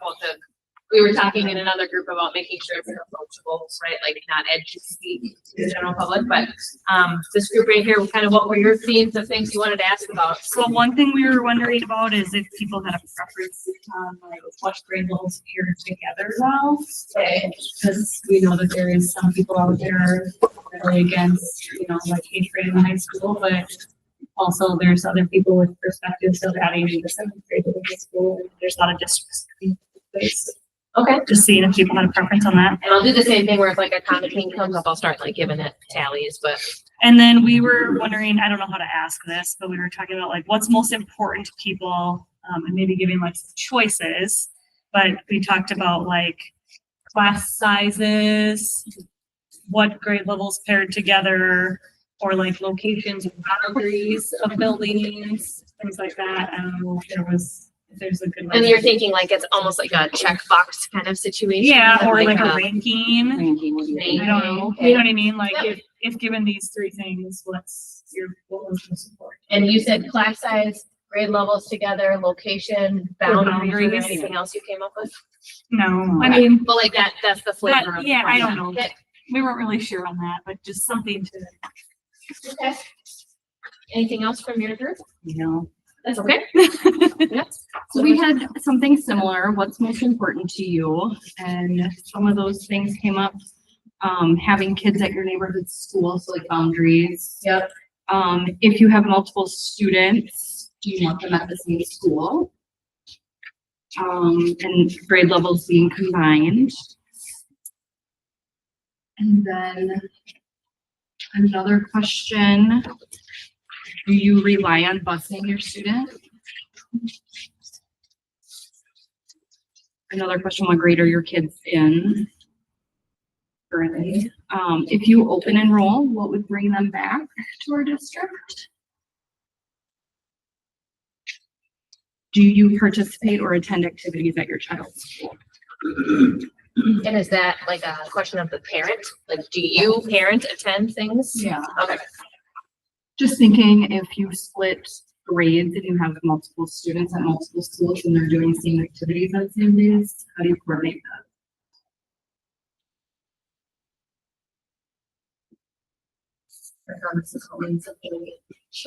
Using some shorthand. All right, thank you. How about that group back there? What did you want to ask the community? I just have a few questions about the survey itself. Sure. We don't have to spend a lot of time on it, like what is Survey Monkey gonna read to everybody? I'm just always wondering about the sample and how information will be. Any type of So that's one thing. opt-in survey will not be statistically There's reliable. language barriers too. Yeah, and so- technology barriers as well. So we found out over the years that that's maybe some other options. And I think we were kind of looking at values, and we went right back to the strategic planning. Oh, sure. 'Cause there was some information already in there. So that's kind of what I was asking. And then will the participants in the survey be prompted as to what the situation is and why they're being asked? We'll certainly want to do an intro of some kind of like, right, why are you asking my opinion? I would imagine, we don't want to jump to any conclusions, right? But I would imagine it's a task force studying district operations as, as it relates to programming and facilities, right? So I will want to do kind of an intro a little bit and that your opinion matters and yeah. But no, you're right. Any sort of like I always call them opt-in surveys, right? It's tough to rely on them for like statistical reliability, right? Because they don't necessarily reflect everyone. It's harder to reach audiences who are not connected to you, right? It's not like you have everybody in the community's email address or what have you. So there are scientific survey companies that do scientific surveys, but they come at a cost, right? Usually phone-based. So there's a company called Morris Leatherman that does a phone-based system. And then there's a company called School Perceptions that does a written survey that gets mailed out to everyone. And then you can choose to fill it out online. Both of those are usually in the like $20,000 to $30,000 range. So, yeah, so this is, I would say it's, not probably as, a data statistician would not be a fan of it, but probably the kind of the fastest and yeah. So when you said something that was interesting to me. So when you said that you went back to the strategic planning document, you said some of that was already in there. So do you feel like we already know the values and priorities of the community and so we don't need to ask them? I haven't read it deeply and Yeah. been able to really speak to that Okay. as a meta-analysis or anything like Yeah, that. yeah, I'm just going through there and going, hey, this is it. This is what people are saying. sure. And it seemed like a good start. Okay. I kind of answered some of my questions. Yeah, so we can. That's why I was asking. If it's a different situation, you Yeah. may get different answers. Yeah, that makes sense. Thank you. Anything else from your group? I think we just suggested or recommended, more very specific questions rather than open-ended questions. So that the information, I think people will be more apt to answer if it's kind of like would you like this or that? Rather than something that's completely open-ended and they have to like work through it themselves. Yeah, it's always harder to analyze open-ended later too, right? Because you have to sort for trends, whereas if it's a little bit check boxes, right, you can say X% of people did that. So yeah, so that's just advice about being kind of simple choices as opposed to open-ended. Okay. I agree with that too. And the other reason is because if they're open-ended, our biases are gonna kind of interpret those results, right? Whereas if they're very specific and we're strategic about the question, we'll the data straight up. Yeah, sure. All right, what about my next group? Before we go into those questions, though, I wonder if we couldn't do these questions like on a 2 waves, like a wave to our parents. We do have all the emails. I meant about the community. You don't have everyone in the community. We can ask the community too, but I think we should get from our parents first. Totally. Yep. Yep. Can I speak to that? Please. So one thing we talked about in our planning meeting as we put these slides together was we do want different methods, but we also want to try and actually separate that data. Yeah, good. So parent data, community data, staff data, task force data, kind of look at it from the different lenses. Yep. Yep. Yep. Awesome. What'd you come up with? We also went with the what's more important, and most important to people, and we were also looking at it from the standpoint of, educational programming options. Is it, building quality? Is it, the fiscal responsibility, tax burden, that type of thing? Like, what is your priority as a community member? What is most important to you when it comes to those things? We are also curious, what does the community feel like they need to know about this process to trust it? What more information or data do they need to feel like, they understand what challenges we're going through? And our last one was sort of, what about our buildings are priorities to them, and what sort of things about our buildings are they challenged by? So we have an idea of how the community views some of our buildings, because maybe there's a difference also to a community that has no student, but uses our building in some community fashion. Sure. When you talked about kind of those priorities, it seemed to me like that could go along with the first group talking about like class sizes and grade Yes. configure. Like it seemed like that could be, so I would maybe give that a third tick. We're just adding to the list. Okay. Awesome. What about this group here? We were similar in the what's most important, so you could give that another tally. Kind of getting at what Sean was saying, but I think he expressed it a little bit better. We're trying to collect some information about the understanding the community has about the challenges of our enrollment right now. And what do they know? Do they feel like they have an idea of where we're going? And then just kind of talking about the buildings and same sort of thing. If you had to close a building, what would be, the things that need to be kept in buildings are not necessarily with them. Sure. Okay. So it added another tally on that one, and people understand the challenge. Yeah, it'll be an interesting one to figure out how to ask that. It's like, do you know the problems we're facing? Or, I think each subset of surveys, you're gonna get a different level of understanding. Yeah. Yes, we'll figure out a good way to ask that, yeah. I mean, it could be as simple as, were you aware that the district is projected to, right? So. Okay, anything else from your group? No, they're pretty similar to. Okay. What about, did you all operate as one big group kind of? Okay, what all did you all have?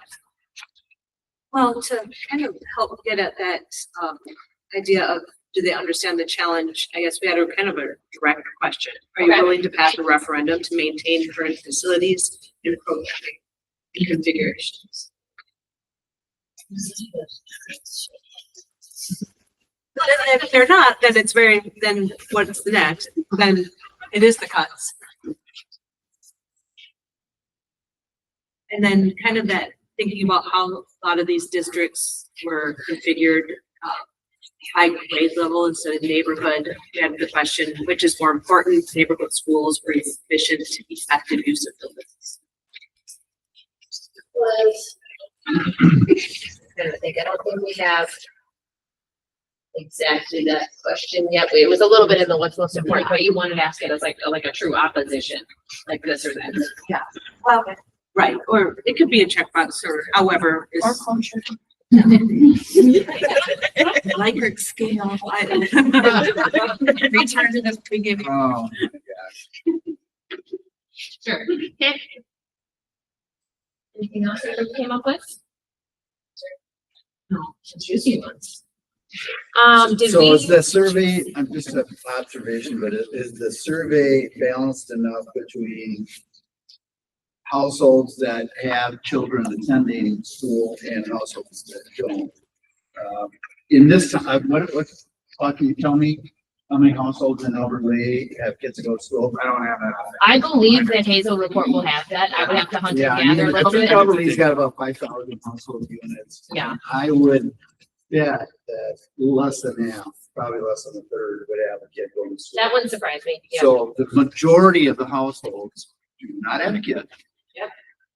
And we're asking them, how do you feel about, the way our buildings Yeah, are so structured? when the data comes back. And they're gonna yeah. say, well, I don't have any kids there. But I did go to school there. I graduated from high school and I did, you know. Sometimes it's my grandkids go there, sometimes it's my sister's kids go, or, you know, everybody's Right, kind of opinion right, still. Right, Yeah. so I just was wondering if we have a, if we balance enough. So we realize who we're talking to. I I think we should, yeah, so that we That can we sort know that. and that. Most definitely. That we, Yeah. okay, this person is part of this climate community, this person is part of this parent community, this person is. I would imagine that we will get all call it, I think the micro would call it, you'll get an over-representation from parents in this survey because they're the ones that you have their email addresses, right? So we'll just have to keep that in mind, right? We'll say, you know, maybe they were the highest participants, but you gotta keep that in mind, right? They don't represent maybe the highest demographic. Well, and I think making sure they understand we're not just shifting grades willy-nilly, like the goal is to like figure out the building usage. Yep. Not just like, oh, where do you want? We're not just grades? doing it to doing it. Yeah, like. Yep. Yeah, so we might have to include a couple sentences about like why certain things are being conjured. Yeah. This to accomplish this, like, like give me why, sure. We do have a fairly strong community, so we do have each email list of individuals that don't have kids in the district, like use our facilities. Sure, so they're engaged. So there's a way we Engage can, community we members. can use that to engage. And then I see, let me scroll up a little bit, sorry. I asked the stakeholders priorities. You could also add in a question of what they like about the current structure or what they might change. So the priorities one I would say is here, and then it's a little different, but what about the buildings with priorities and challenges? It could be buildings like / current structure, right? Building / current structure. And then that would be a way to consolidate that question. They kind of get at some of those things, right? I would imagine when people say, if you ask one about the buildings or priorities, they're not gonna say building else, right? They're gonna talk about the student experience, I would imagine. Most are, we like those, but, and then what would parents like to see in terms of the district structure moving forward? So that's a little bit of a different way of getting at, you know, neighborhood versus efficient and effective operations. So I might group it with that, but we'll have to think of a way to phrase it, right? Parent preference on structure.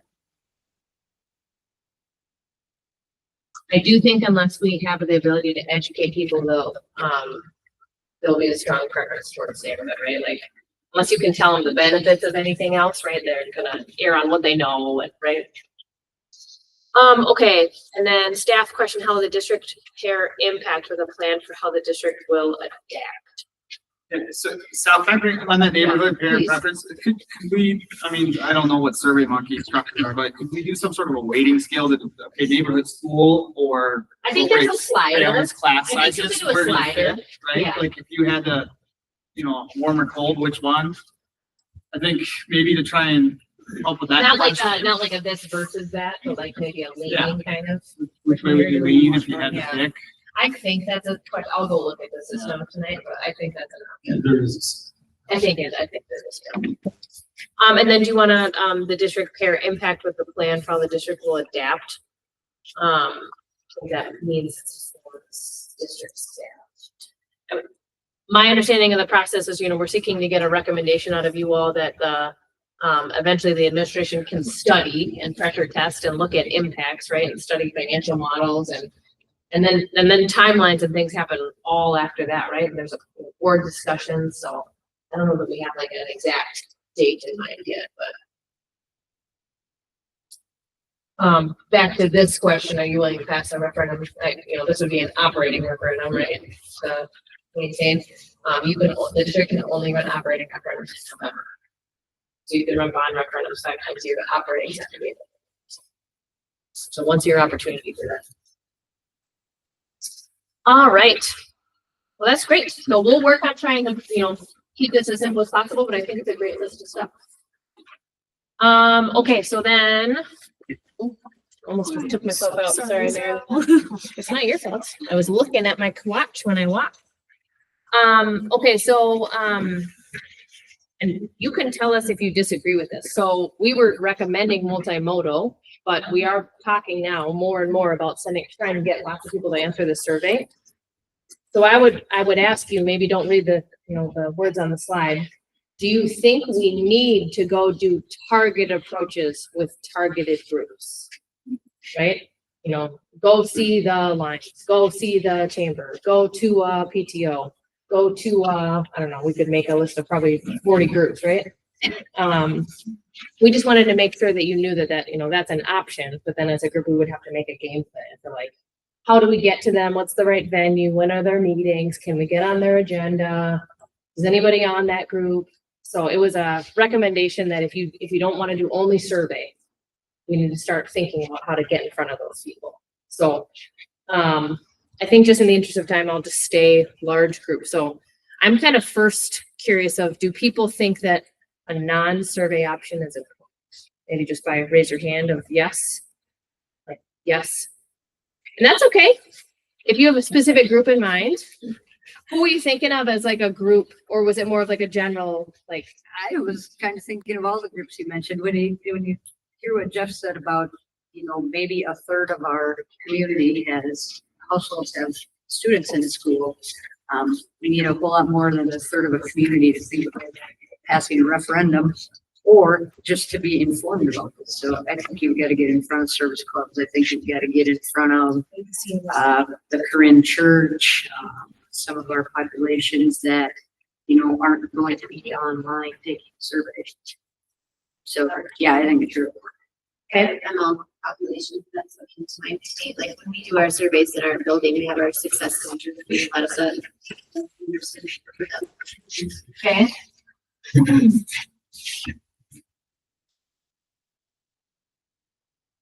You had your hand up as well, yes. Nursing homes also, I've just done a tour of nursing homes and I've had up to 100 people in the group. Yeah. To speak to, and I think they're gonna get their information more by self. And do you think these groups, so they're, I absolutely agree, we need to be communicating with those people. Are you seeking their input on these kinds of topics, or are you more thinking like when the time comes, you have to have a communication strategy for them? There's input versus education. And I'm a little bit trying to suss out, like, are we identifying that those group needs a special form of education sometimes? Or like, are you actually curious their opinions of the school system? Or both? Or both. Yeah, I or would both. say both. Okay. Ask some questions for her. Okay. I think you should give them the info and then go from there. So they might need maybe a little bit of education. Well, I mean, how are they supposed to make an informed decision on something that only a select group of people, say us, know about? I mean, this info I'm learning about, it's like, well, okay, so. Yeah, I would hope everybody's learning something. Like, I mean, is there something we could have done years back to mitigate this problem, Sure. Like, just something I thought about, Yeah. So that's why I think it's more important than, what do you think about this? I think I heard you say service clubs. Do you have any examples you'd want to put on the list? Yeah, Lions, there's a couple Kiwanis. Well, 4 Kiwanis. Yeah.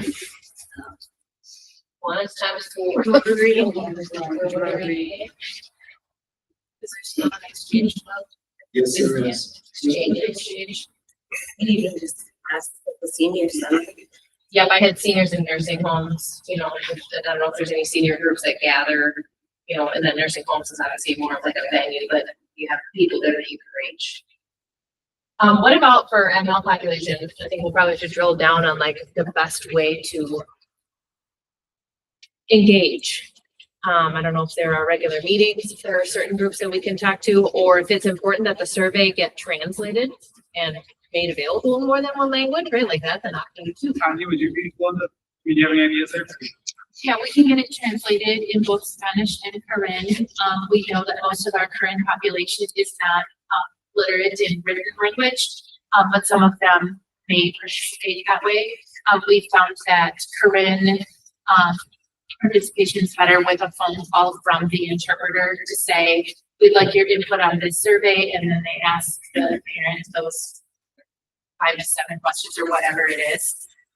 But we can have it translated, written, it's fine. But one of you mentioned, we can always visit the current church. They're always open doors if we schedule something with them, whether it's for education or input. Okay. They've been pretty good about that. There's also somebody who works with Ringgold County.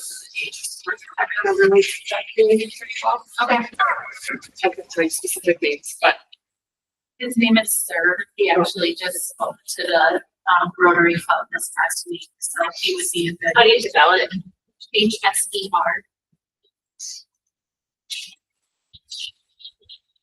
Okay. And do you think we would want to ask many of these same questions and it's just an in-person opportunity to get different answers? Or like get people to participate who might not do an online survey? Would that be the goal?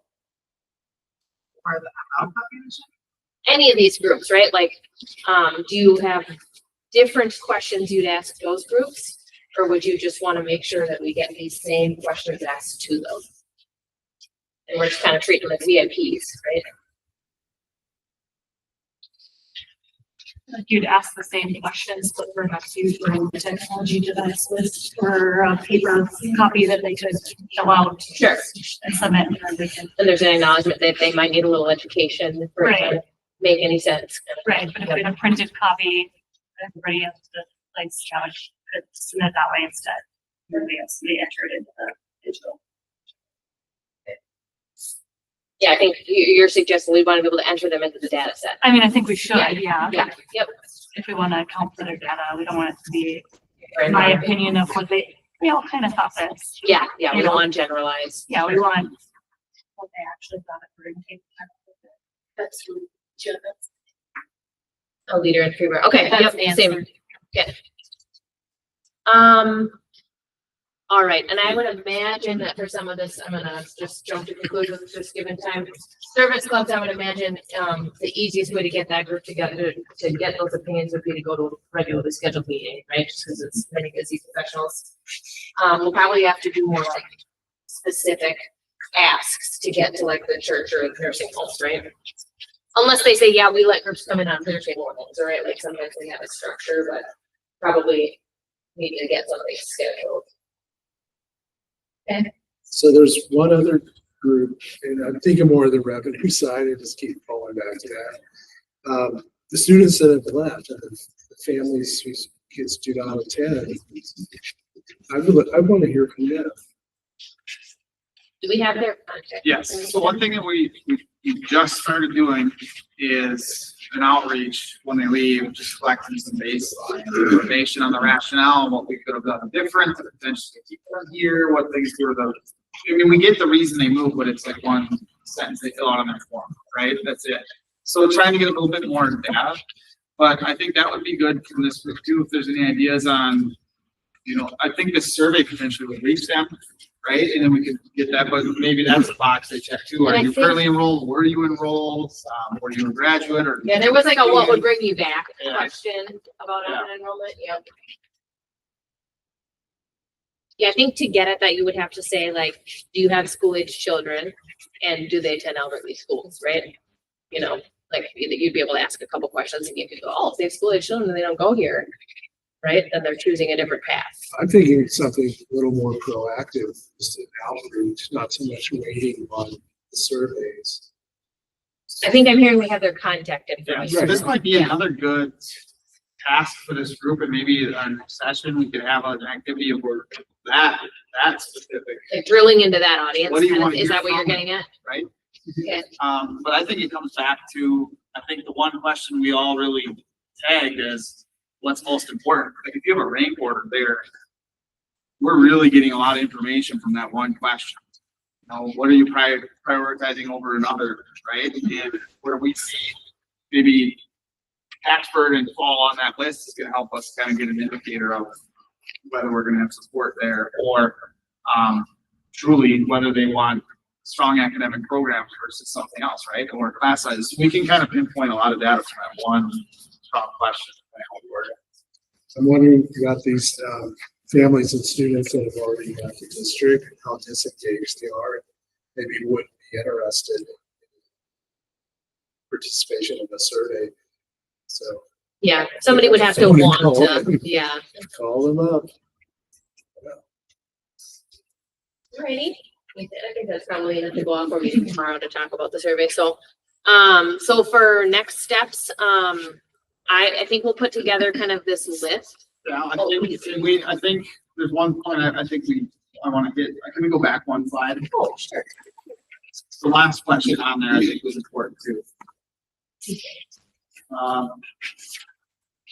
Was it this one? Yep. The approach.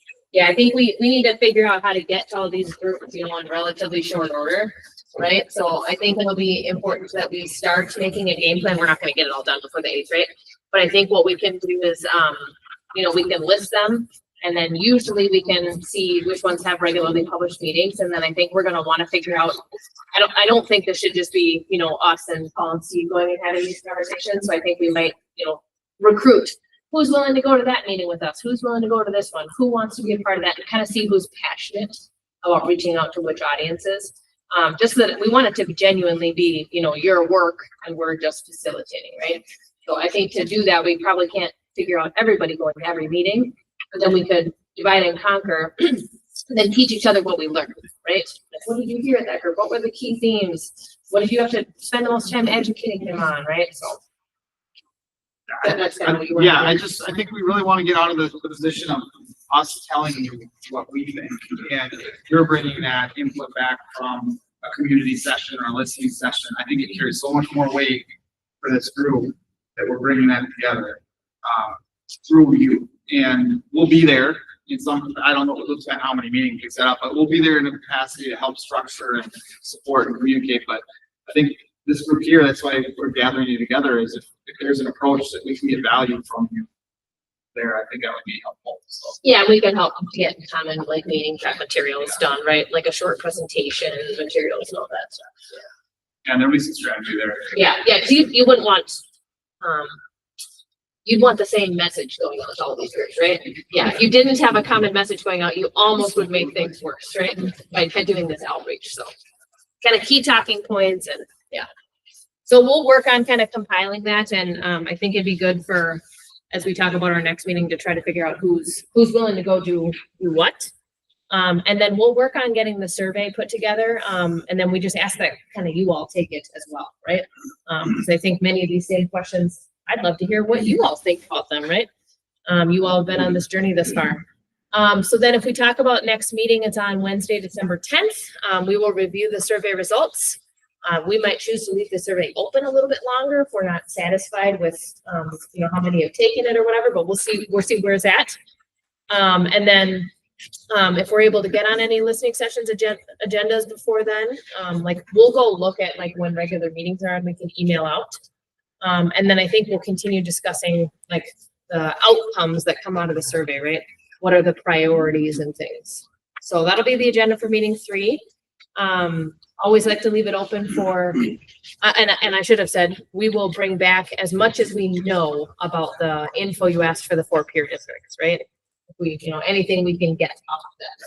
So we'll spend some time there too.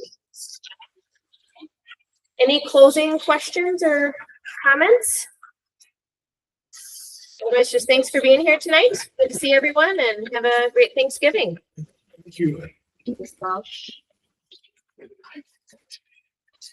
Sign and cheat, night. So